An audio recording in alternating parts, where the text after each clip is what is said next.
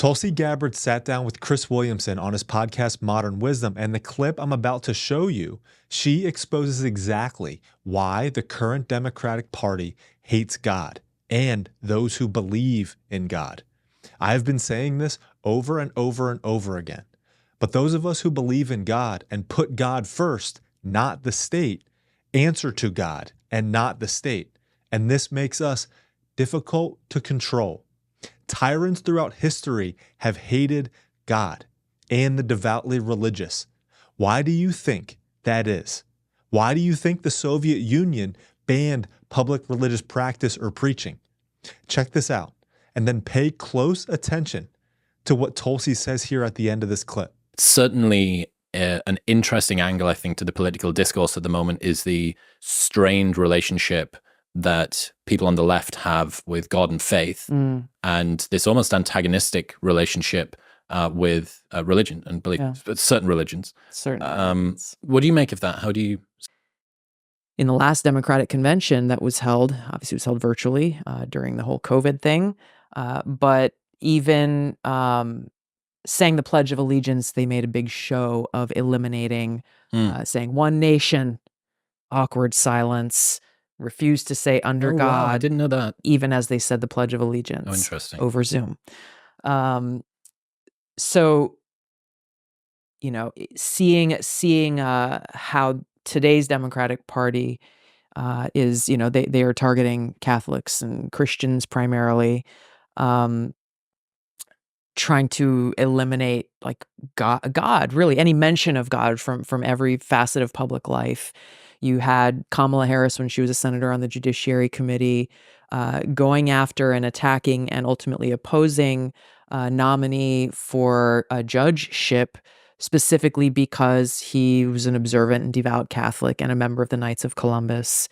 They did the same thing with Amy Coney Barrett, who's now in the Supreme Court, with now since passed away, but Senator Dianne Feinstein warned against her when she went for confirmation before the same Judiciary Committee, saying, you know, I'm concerned the dogma lives loudly within you.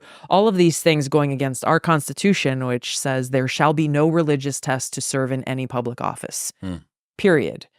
Where's this come from? Is this a contamination zone from trying to maybe upend some of the history of the United States? Is it that, you know, the sort of love of country and patriotism is right-coded, and so is maybe religious participation right-coded, and if we're not that, then it means that we're the... I don't understand, given that there's so many Americans who are religious, Christian, it just seems like you're shooting yourself in the foot and the face. Why would you do that? A lot of the things that they're pushing fall into that category because they don't make sense, and they're so insanely radical that that there are very negative consequences to those policies, just at a basic human level. We talked about some of them already.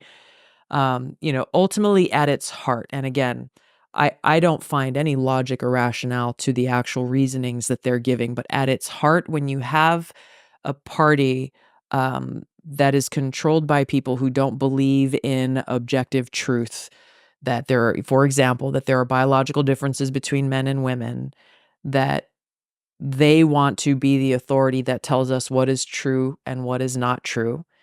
They want to be the authority that tells us what is acceptable information, what is not, you know, misinformation, disinformation, hate speech, violent speech, acceptable speech, whatever the case may be. They see themselves as that authority, and they recognize that those who believe in a higher power, whatever that may be, are not going to buy into them being that higher power or that authority and the ultimate, you know, influencer that people should be concerned with. And so at its core, that is where this is coming from. It comes back to power and them seeing those who believe in God or who are following their particular spiritual path or faith as not being willing to bend the knee to the power of the Democrat elite and the positions that they hold in our government.